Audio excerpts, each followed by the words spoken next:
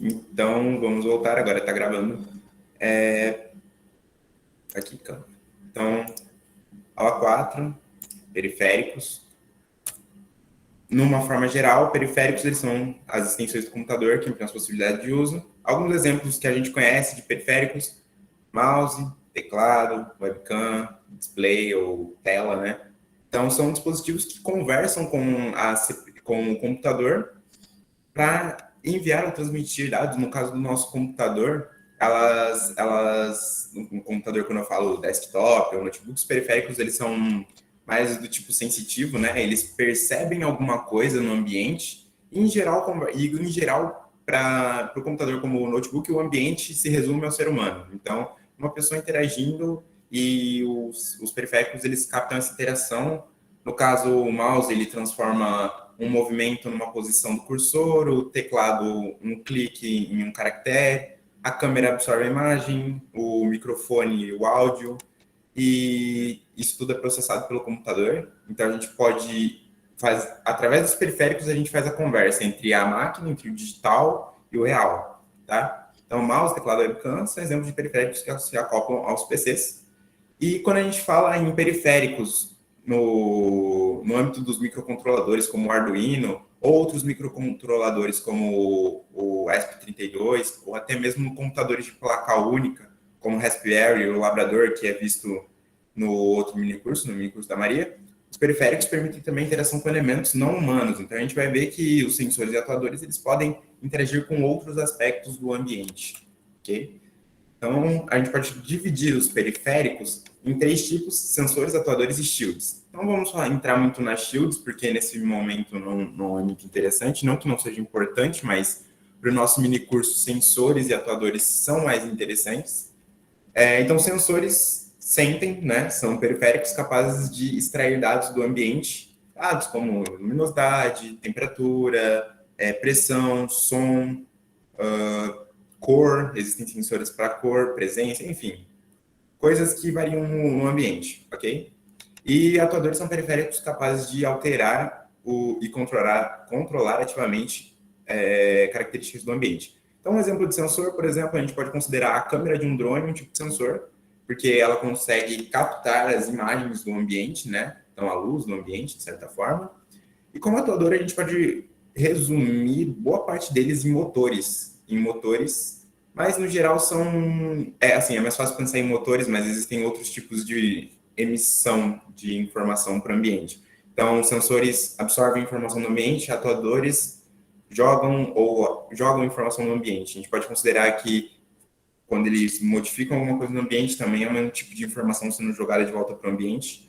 É muito comum pensar em atuador como motor, principalmente quando a gente fala em eletrônica e em robôs, ok? Então, vamos começar pelos sensores mais comuns, mais populares, por assim dizer. É interessante citar que, bem, o Arduino, não só a placa é acessível, como também os sensores. Eu posso ir comentando os preços de alguns sensores e atuadores, os periféricos aqui, não são nada absurdo, assim, pelo que oferecem, pelo menos ao meu ver. Então, vamos lá. Esse daqui é muito famoso para robótica, principalmente, um sensor ultrassônico. O que ele faz? Ele utiliza pulsos sonoros na frequência ultrassônica, a gente não escuta, né, acima de 20 mil Hz, para mapear o ambiente à sua frente. Então, o que ele faz? Ele emite um sinal sonoro na frequência ultrassônica, o som ele reflete nas superfícies e retorna. Isso leva um tempo e envolve uma constante, que a gente já vai discutir isso aqui para frente. Com ele, a gente consegue medir distância, velocidade, aceleração e até mesmo detectar movimentos.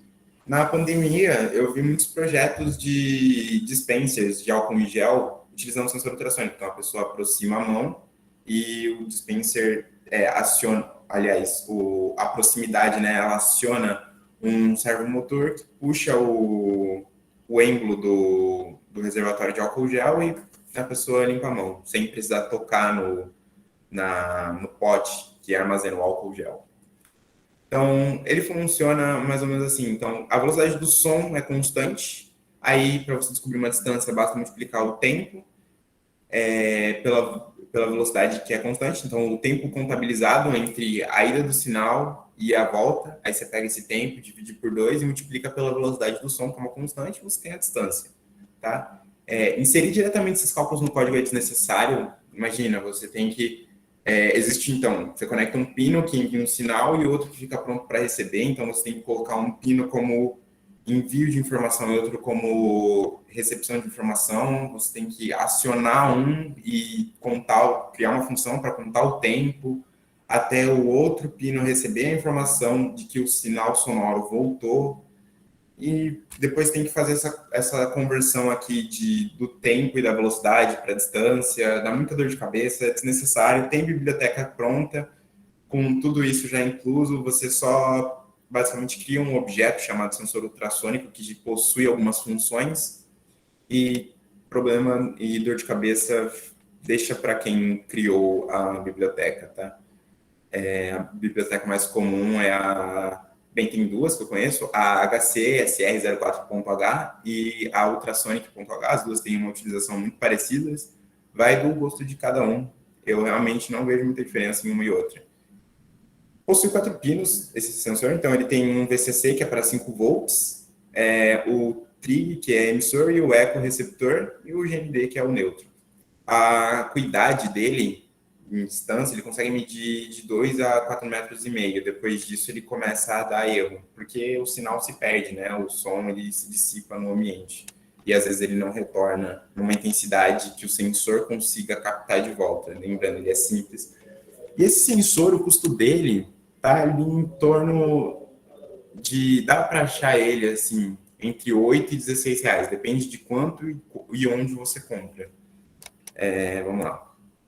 Então, o sensor de luz, LDR, que é o nome dele.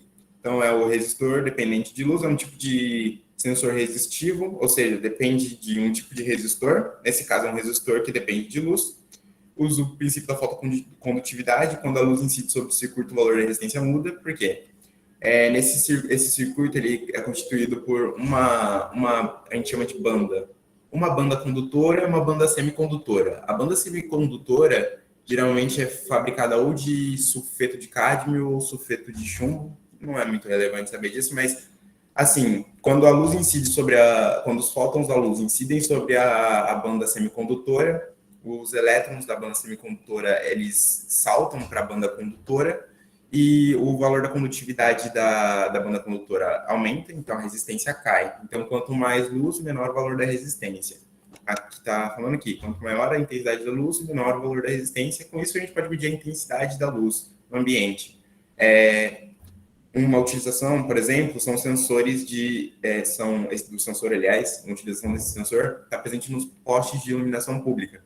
Você não vê ninguém lá de noite ligando e desligando a luz da rua, né? Ele desliga sozinho quando amanhece e liga sozinho quando anoitece ou quando tem alguma tempestade.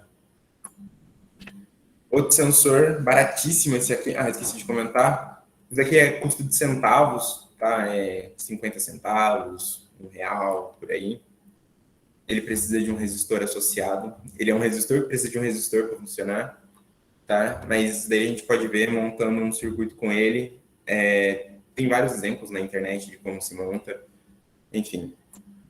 O sensor de nível d'água é outro sensor muito simples e muito barato. Custa uns R$ 3, R$ 2,50 a R$ 5. Ele funciona como um resistor variável também, tá? Outro tipo de sensor resistivo. Quanto maior o nível d'água, menor a resistência, tá? Porque a água ela vai subindo nessas placas e a altura da água modifica o valor da resistência no circuito. O módulo conta com 3 pinos, um para saída de 5 volts, que é para alimentação da placa, no caso do circuito, um para conexão neutra, padrão, né? Aqui do lado, aliás, e outro por onde o sinal é emitido. Agora, o sinal, ele pode chegar de duas formas. Se você conectar o pino por onde sai o sinal numa porta digital, então você vai obter sinais do tipo 0 ou 1, você identifica a água. Você não sabe quanto, mas você sabe que tem.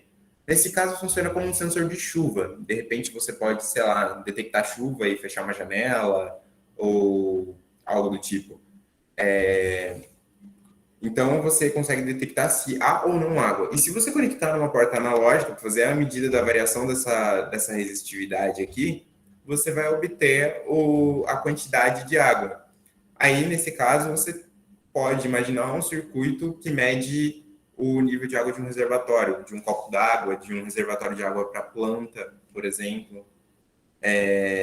Bem, são essas duas aplicações que eu consigo imaginar para esse tipo de sensor. Um higrômetro é um sensor que mede o nível de umidade do solo, ok? Então, é constituído por uma sonda e um módulozinho que recebe sinais da sonda. Ele é útil em sistemas de irrigação automatizados e de vasos e pequenas hortas. Então, se você utiliza um higrômetro e uma pequena bombinha de água, eu acho que até tem uma aqui, mas acho que está lá guardada. Um higrômetro e uma pequena bombinha de água, você consegue identificar a água do meu vaso está... Aliás, a terra do meu vaso está seca. Então, você aciona a bomba e ela molha a sua planta, né, o vaso da sua planta, até que até que o nível de umidade do solo esteja aceitável. Então, ele funciona medindo a condutividade elétrica do solo, né? Então, ele aplica, quanto mais ele aplica uma corrente elétrica no solo, quanto mais úmido o solo tiver, melhor é essa condutividade. E é constituído por duas partes, como eu disse, uma sonda e um circuito que retorna o valor para a placa. No caso, o Arduino para o microcontrolador ou qualquer outro microcontrolador que seja compatível, tá? Tem o sensor de temperatura DHT11, esse daqui, quando eu falo DHT11 ou T1592, são códigos que você pode encontrar, ok? Ou você encontra pelo nome, ou você encontra por esse código.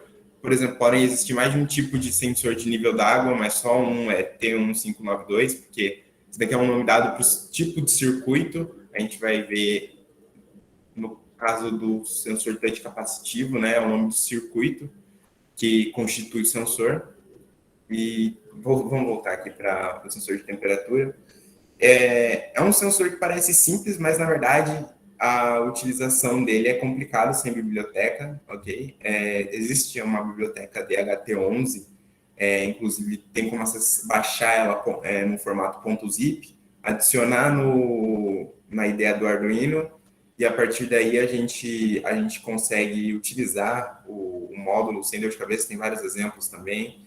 Então, ele mede a temperatura através de um termistor, que é um resistor dependente de temperatura, e a umidade por um sensor capacitivo. Então, tem um capacitor aqui dentro que é influenciado pela quantidade de moléculas de água presente no ar, né?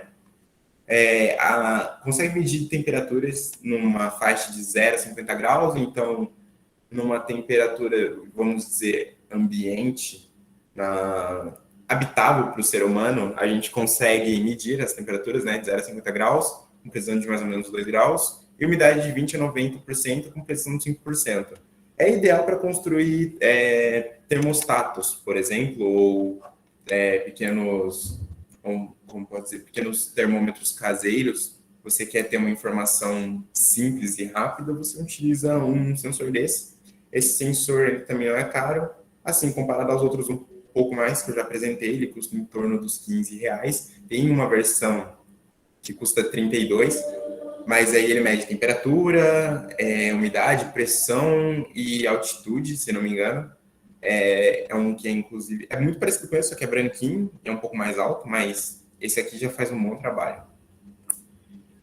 O sensor de presença, PHCSR01, é um sensor que capta o movimento ou a presença de corpos que estejam num raio de 3 a 7 metros, tá? Corpos vivos.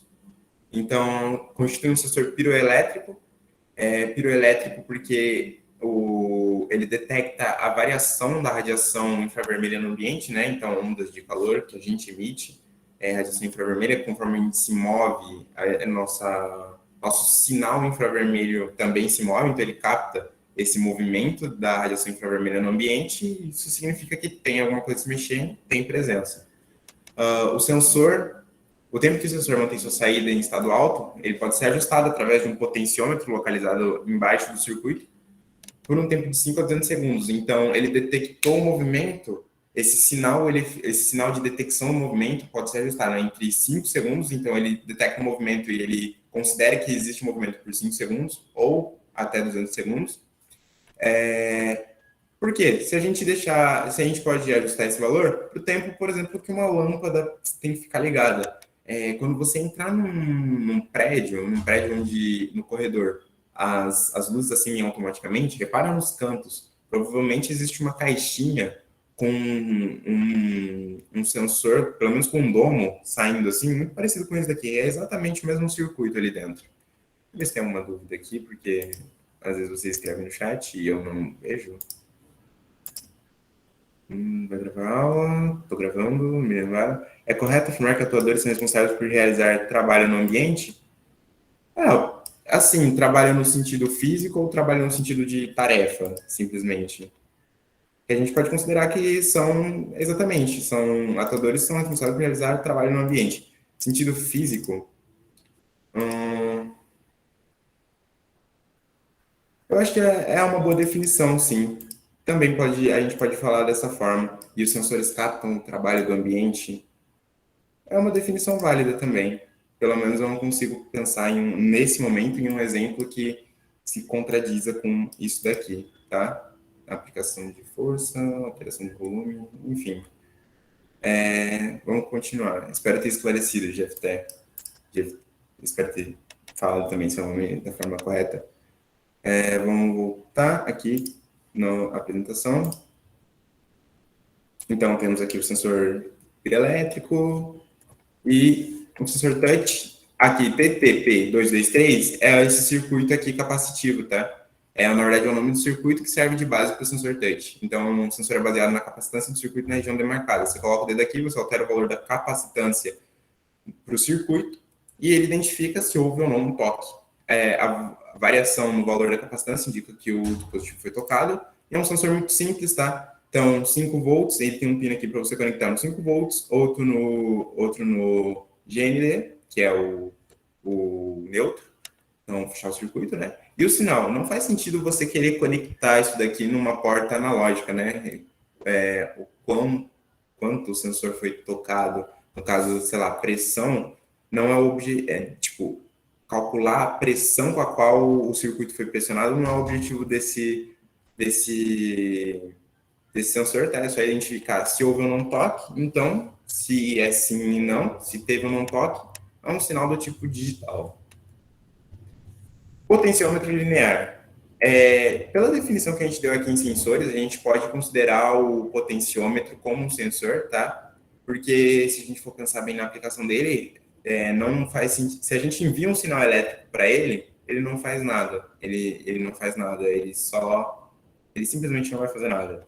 Mas se você esperar dele um sinal elétrico, aí você consegue. Porque como a gente pode considerar o ser humano, nós, como parte do ambiente, então o potenciômetro ele recebe uma informação do ambiente. No caso, a informação ela é o valor da resistência aqui dentro quando a gente movimenta esse eixo aqui dele, ok? Então, é um dispositivo muito comum em circuitos eletrônicos. Ele tem esse formato aqui, mas existem outros formatos para potenciômetros, tá? Alguns são ajustados com chave, inclusive, que ele tem essa entradinha de fenda aqui, você pode ajustar com chave. Então, consiste em um resistor variável, cujo valor da resistência depende da posição do cursor, desse cursor aqui. De quanto a quanto? Qual a resistência dele? Depende. Porque existem diversos tipos de potenciômetros com intervalos de resistência diferentes disponíveis comercialmente. Então, potenciômetros de 1000 ohms, 10.000 ohms, 100 ohms, são vários tipos. E quando fala 100 ohms, 1000 ohms, é um intervalo. Então, vai de 0 a 1000 ohms, de 0 a 10.000 ohms, conforme você gira esse eixo. E o valor da intensidade da corrente elétrica, devolvida por um potenciômetro, pode ser interpretada de várias maneiras, tudo depende do projeto. Por exemplo, mais para frente a gente vai ver o servomotor. Vou dar uma pequena prévia. É um motor que a gente controla a posição angular, né? A gente pode fazer com que essa posição seja controlada automaticamente através de código, mas a gente pode controlar essa posição manualmente. Como? A gente associa a posição do servomotor com a posição do resistor, não, do potenciômetro, né? Então, a gente espera receber do potenciômetro pela porta analógica um sinal de 0 a 1023 e faz uma correspondência com um sinal que tem que ser emitido para um servomotor, que vai de 0 a 180 graus.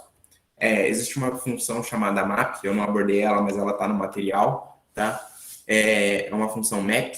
O que ela faz? Ela faz a equivalência de dois intervalos numéricos. Então, a gente coloca MAP, o nome da variável que a gente quer recalcular, o intervalo de começo e fim do primeiro intervalo, do intervalo original, e o intervalo que a gente quer que ele seja remapeado, ok? Então, a gente pode mapear o valor devolvido por um potenciômetro em um valor de ângulo, por exemplo, ou luminosidade de um LED.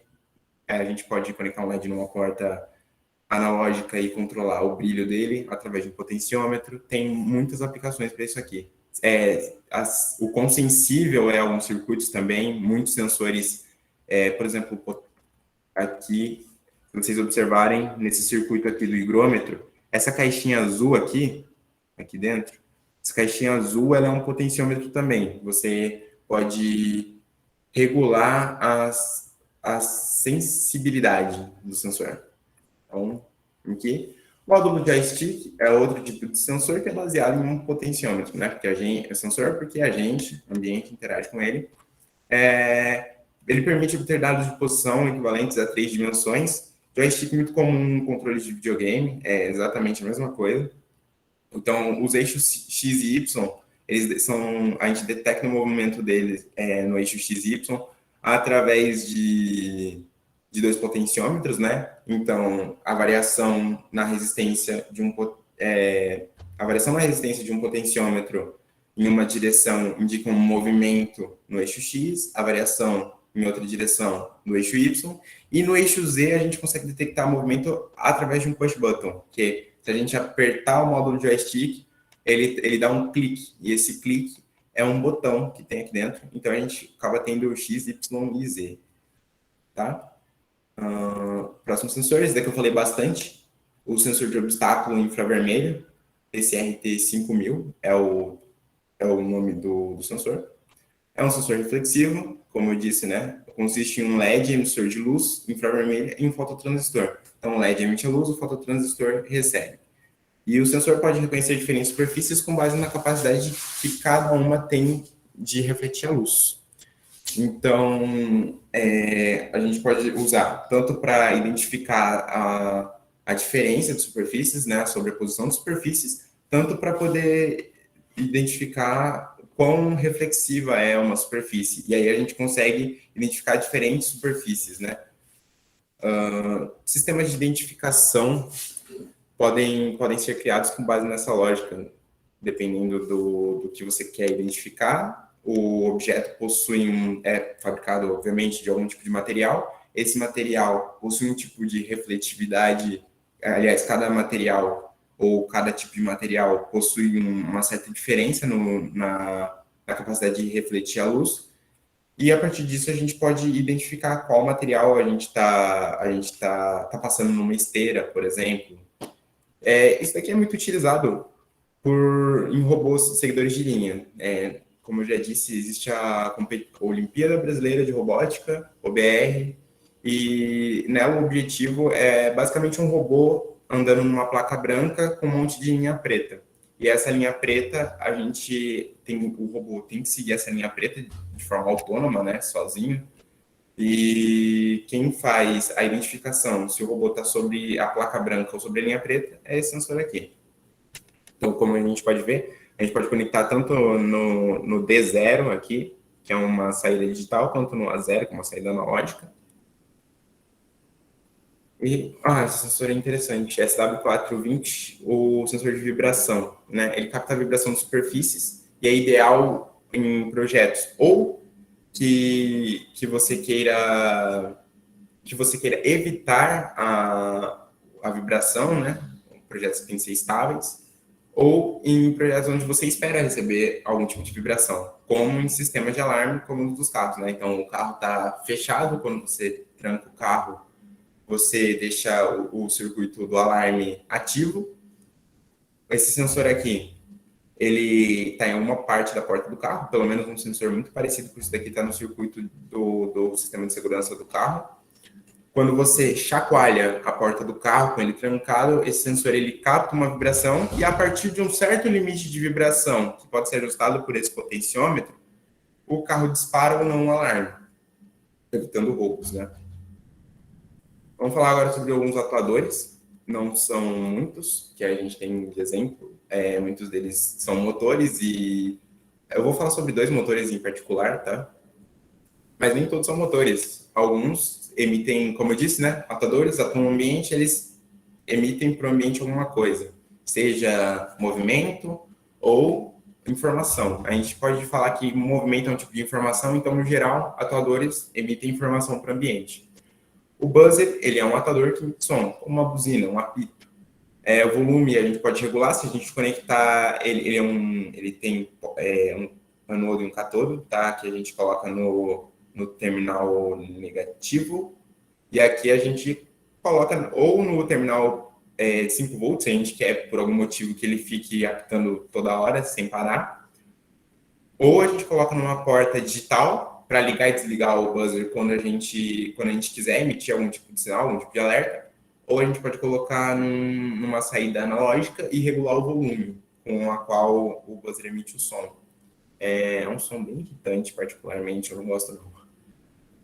Muitos projetos como sinalizador, é muito utilizado em projetos como sinalizador. Então, nos próprios robôs, quando o robô está dando ré, ele pode apitar para que as pessoas prestem atenção e não pisem em cima do robô. Quando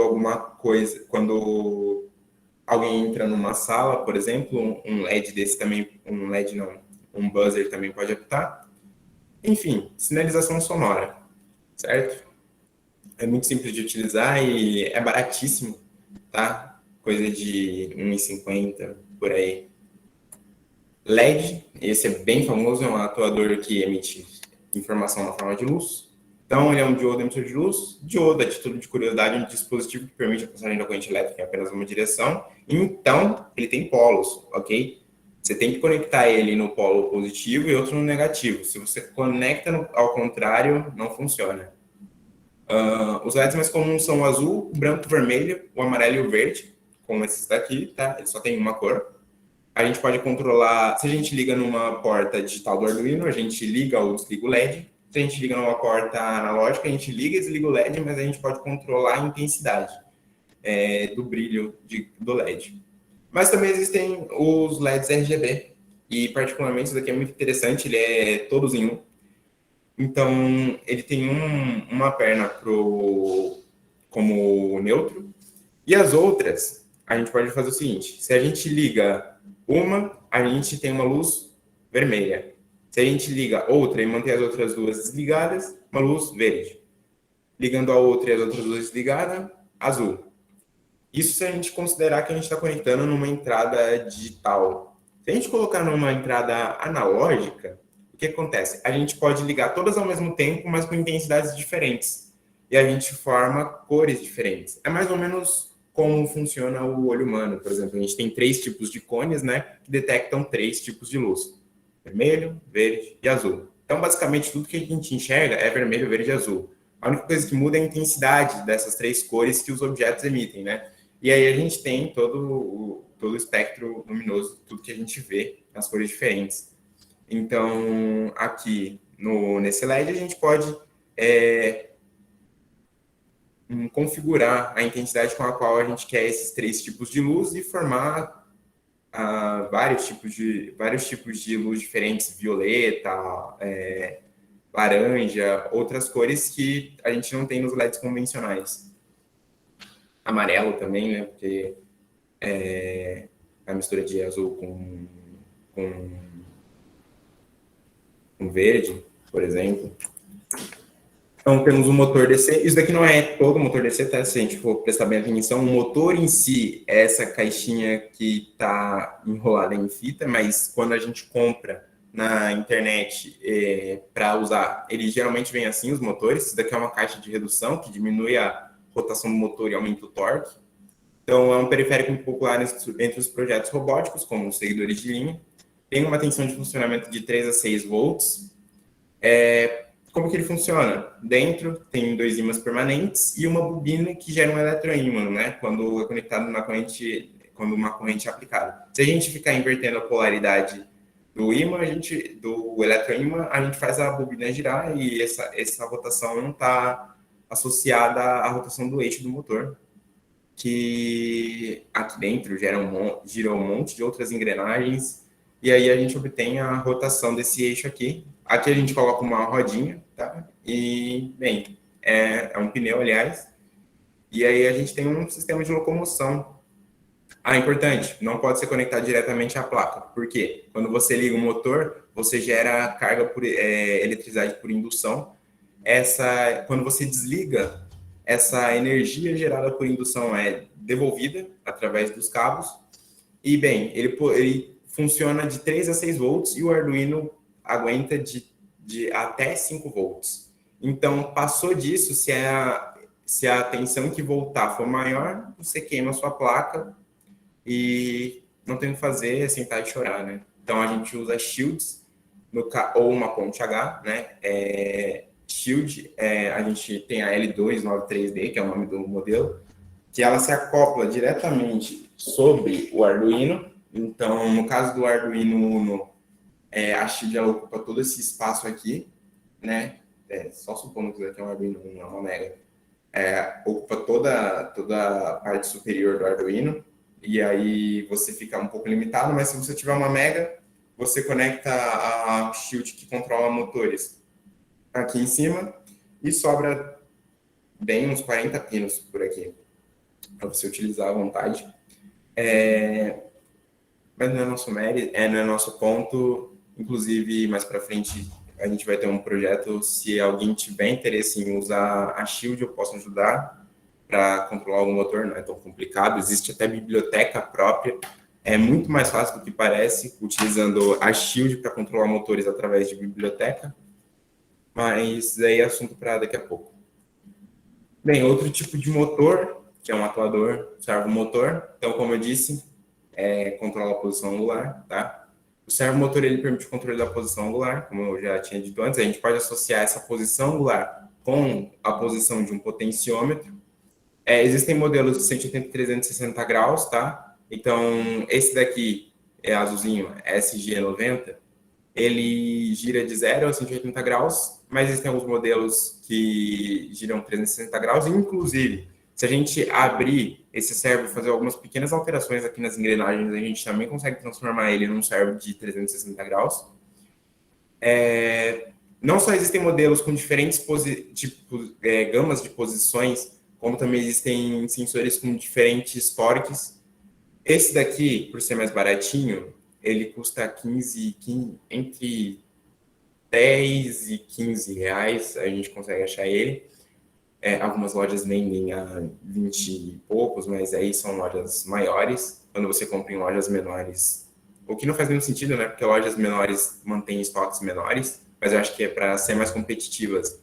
Para serem mais competitivas, as lojas menores vendem esses periféricos, todos eles, geralmente por preços mais baixos, mas existem servomotores que custam até na faixa dos 50, 60 reais, são diferentes desse daqui, eles têm uma embalagem preta, eles trabalham com uma outra gama de tensão. Esse daqui trabalha de 3 a 6 volts, tem alguns que trabalham com 12, mas tem um torque maior também, dá para você girar coisas mais pesadas com ele.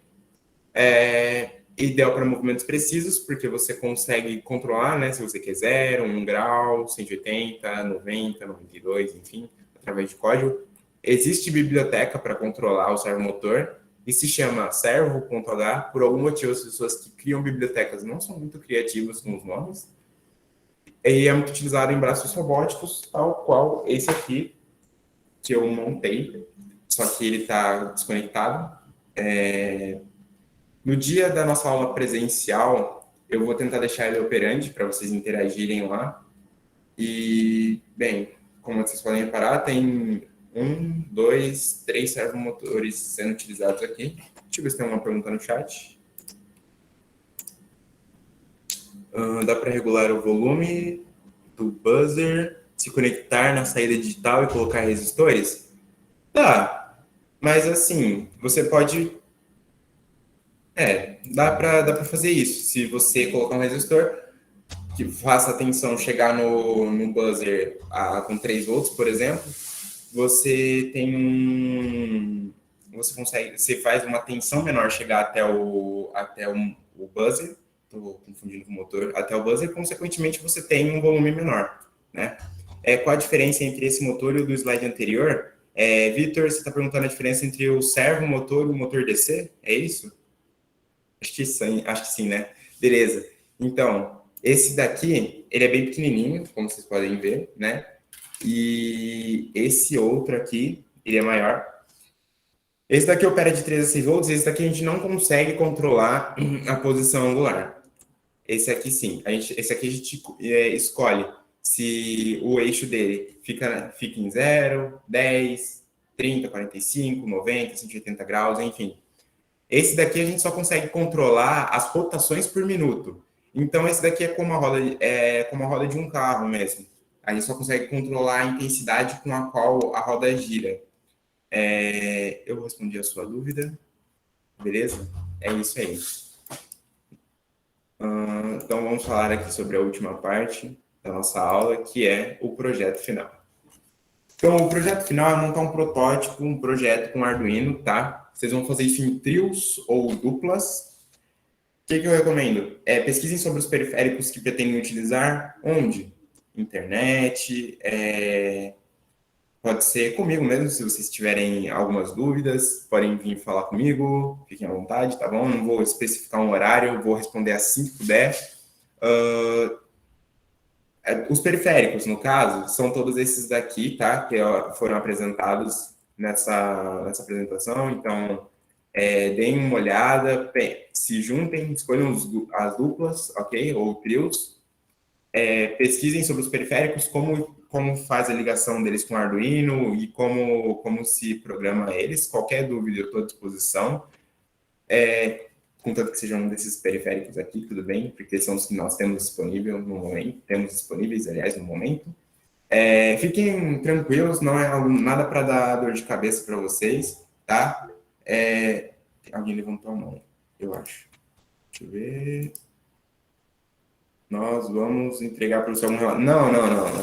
Ou não, relaxa. O que vai acontecer? Eu já vou explicar isso aqui. O que vai acontecer? Beleza.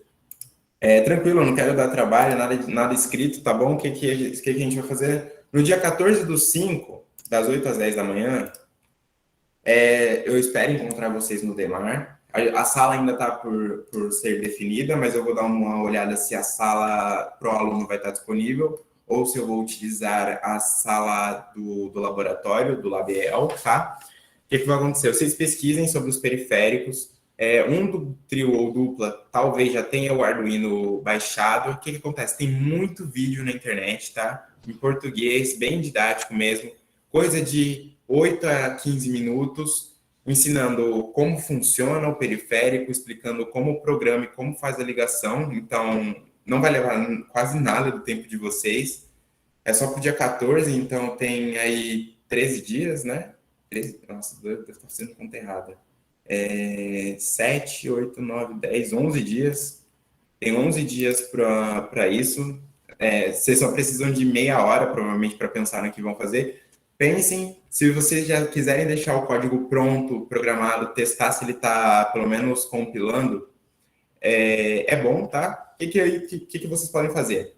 Vocês podem levar o código pronto, chega lá no dia 14, monta o circuito e coloca para funcionar, tudo bem? E aí eu vou estar lá para ajudar, claro. Ou, se vocês preferirem programar enquanto estiverem lá também, acredito que teremos computadores. Se quiserem levar os notebooks de vocês, fiquem à vontade para poder programar. Então, esse projeto vocês vão entregar no dia 14/5, vai ser a nossa última atividade, vai ser o projeto final, ok? E qualquer dúvida eu vou estar à disposição. Gente, não saiu ainda, por favor, deixa um oi no chat, um salve, qualquer coisa aí para a gente, para eu poder anotar, tá? A presença, um ponto, serve também. Qualquer coisa, eu vou colocar lá na presença. Tem um Forms para hoje, às 2 horas vai ser liberado, desculpa a dicção, vai ser liberado. Hoje é terça, então o Forms de hoje é para amanhã até as 23h59. Então, rede social, e-mail, WhatsApp, sinal de fumaça, forma como vocês quiserem me procurar. Estou disponível aí para ajudar vocês. E por hoje é isso. Há alguma dúvida?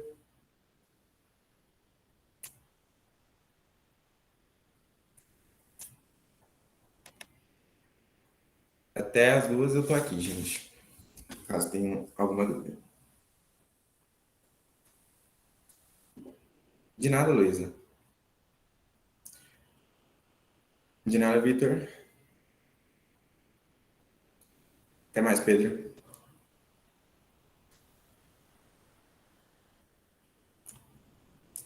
De nada, Ana.